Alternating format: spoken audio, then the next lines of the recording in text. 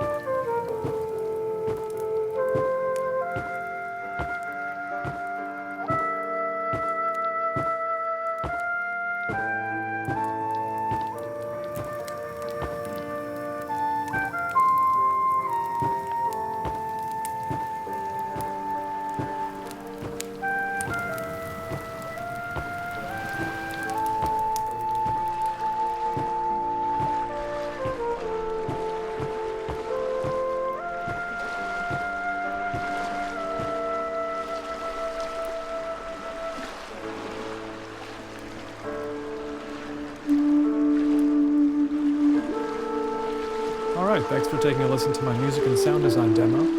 If you have any questions or want to see more of my portfolio, the contact and description are in the links below.